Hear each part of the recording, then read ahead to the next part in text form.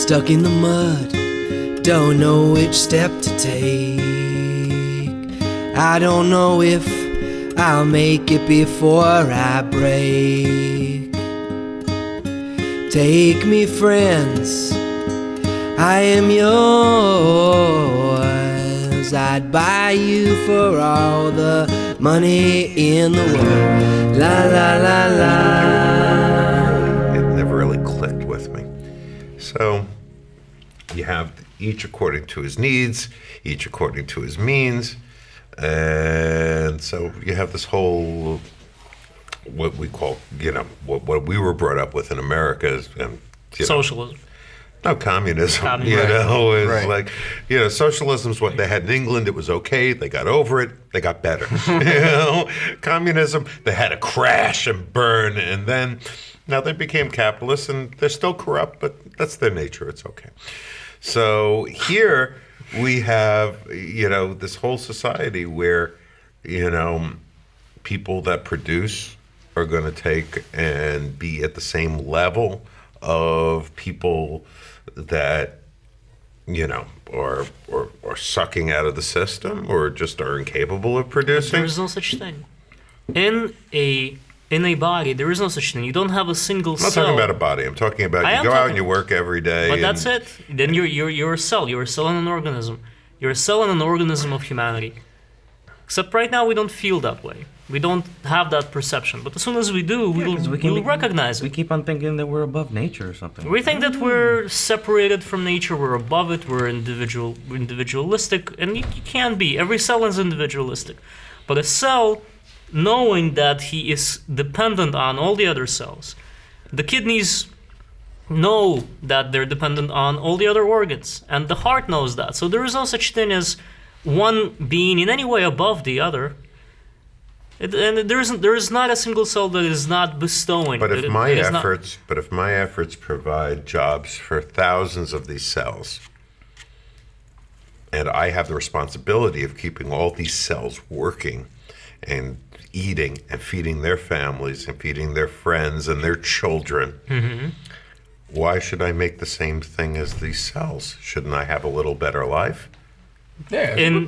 Why should you do it? The question is, why should I do it? It never made sense to me. No, it does make sense, because if you look at the distribution of resources within an organism, it works the exact same way. The brain gets more resources from the body than, your pinky. Because your brain has more responsibilities, it has more functions. If you lose your pinky, you're going to live. If you lose your brain, you're not going to live. It's still, there's no perfection to it.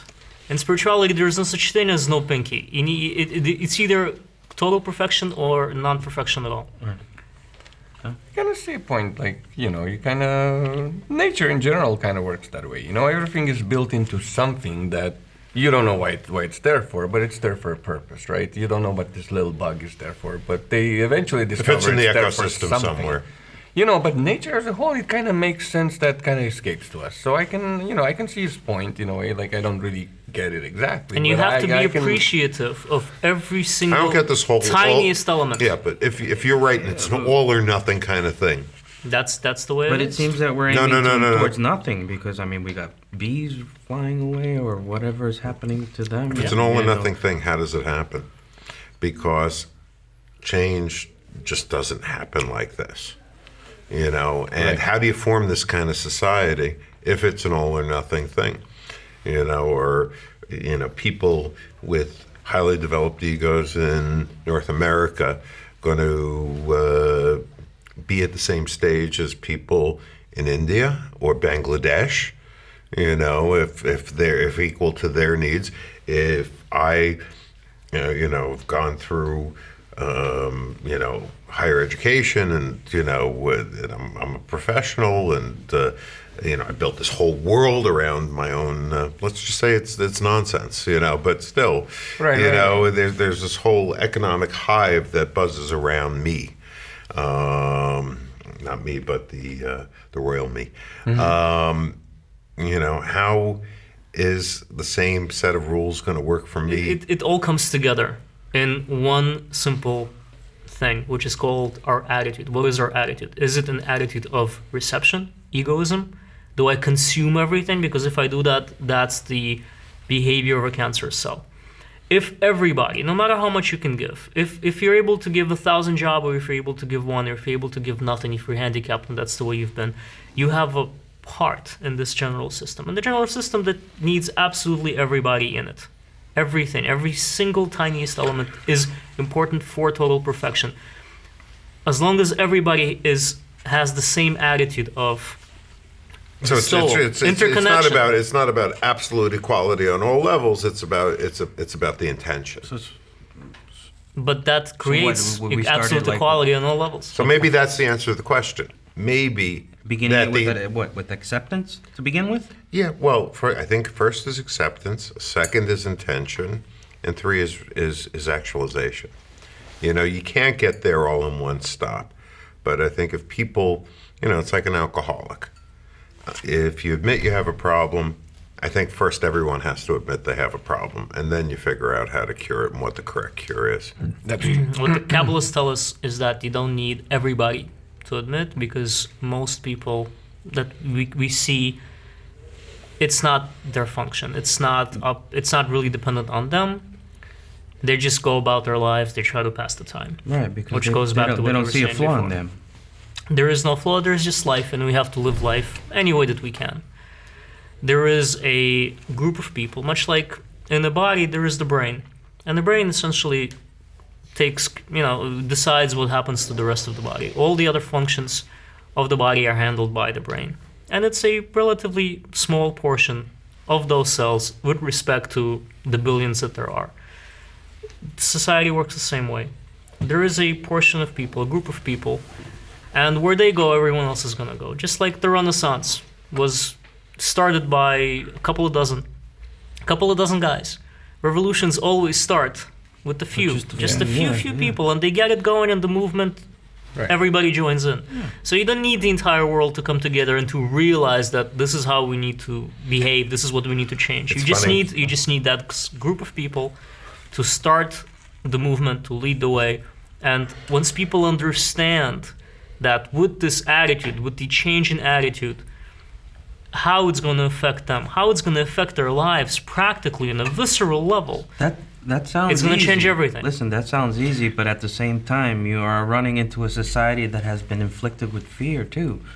So, it's not going to be so easy for them to accept it just like that. No, but I'll tell you something, Jose. When you start studying, I didn't understand why I started studying. I just started studying. Yeah. And it just happened. People told me, you're going to start feeling things differently. You're going to start What did you study? studying Kabbalah. Oh, come on. Okay. People said you're going to start feeling things and seeing things differently.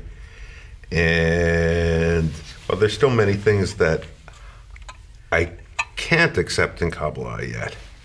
Okay. I do feel and see things differently. So that scientific method that Mark was talking about earlier does work. It is there. It changes your perception. It changes the way you look at things. You need to change yourself first, and then the society will change. No, I was really relating to what Mark said about not the whole world has to change. Right. I believe and I feel this force that exists when you study Kabbalah. This force could take you to a different place. It's not this idealistic place because it's not an easy road. Mm-hmm. There are a lot of ups and downs, but it brings you to a better place. And I've seen with my own eyes what happens when you, even though you can't actualize it in reality, when you try to actualize unity, and there's a power that comes from that. So if you take that power and you can harness it on a much larger scale, I think Dr. Lightman, said he doesn't know how many people it takes to fix the whole world. Maybe it's 600,000, maybe it's 6 million, maybe it's 30 million. We don't know what the right number is. But if you get these people pretending in their mind that they want unity, even though they don't even understand what they really want, it changes stuff. And I've seen it. Yeah. It happens. And the power from that will has changed things that made absolutely no Yeah, sense. that's what to I me. wanted to say when But you use the word that fixing. What does it need fixing? What? You said we need to fix this world. What do you mean by that? What exactly do we need to fix? Dude, I mean, I understand we have. dude, what planet are you living on? Well, no, I understand we have problems. It's like, I think we can agree on one basic thing. I think everyone is saying the same thing. Whatever we try to fix at this level, where we are, it's not going to work. How do we know that? Because we've essentially tried everything there is to try. Yeah. There is this group of people. They call themselves Kabbalists. They say they've attained this higher level of reality. And they're telling us that that level of reality is a lot more peaceful, fulfilling, and harmonious than the level that we are at right now. Because our level is anything but those things. And the more we go on, the more we see that, the more the magnifying glass makes us recognize really the mess that we've created. And they're telling us that there is a certain path, there's a certain process that if we work together with it, it's going to bring us to unity. And it's not going to be an artificial unity that we've tried where we came from. And a lot of other places, even right now, they're trying the same thing. And it's not going to have the same system of values. It's not going to have anything in terms of what we have now. But ultimately, it's going to bring us to a place where this force that they call the Creator is going to come in and sort of glue us together and make us like those cells in an organism that serve one another, that bestow to one another. And imagine have 7 billion people we have in the world right now. Imagine 7 billion people. All they want is to fulfill you. All they want is to make sure that you have everything you need. Every organ, every cell gets everything necessary for their sustenance. No sickness, no hunger. We have the resources. Technically, practically, we have all those resources. We just don't have that relationship built in. Instead, we have egoism. And what they're telling us, use this as a guidebook. Come to the same place we have come to. And this relationship will be revealed between you. So Mark's talking about this whole utopian peace, love, and granola kind of existence, and we know because we studied Kabbalah that it's a much rougher path because you have to work with your ego, and all types of things happen with your ego. But that's okay. That's okay. Yeah. It's. I'm not saying it's not okay. I'm just saying that the road. We judge not by the road. We judge by the destination. You judge an Once apple. again, the faith over reason Yeah, thing. You judge the apple not by in the process that it undergoes when it's still sour and it's hard, and when you bite it, it's bitter. You judge the apple by how sweet it becomes at the end. Right. I like to think of it as you get a computer. It comes with an operating system, so you think it's And a hardwired. crappy viruses protector. And so you work with the computer and its crappy viruses, and it only can do certain things. It only can work in a certain way. But all of a sudden, you could change the operating system from will to receive to will to bestow. And that computer, that same, that same massive circuits and screen and everything else starts working totally differently. What is the will to bestow, actually? I don't know, because to me, I've learned that you learn bestowal by feeling your friends, and you sort of pretend your way through it. And the only place that I've felt comfortable bestowing, you want to treat everybody like you treat your family. Right. The place I feel like that is in the group or at Congress, or when I'm with all the friends who are going through the same things that I'm going through and have the same attitudes that I have. So I feel that I have to unite with them. I feel an urgency to unite with them. I feel like we have to show them the same love that I would show for any of my children. So it's not easy, but what I've learned about the study and everything else is if you work at it long enough, what you thought was totally impossible all of a sudden just starts happening. it's magic, and it's not magic because you learn about the system and you understand that you're part of the system, and you also understand how to manipulate the system in a way that's not just good for you but good for the world.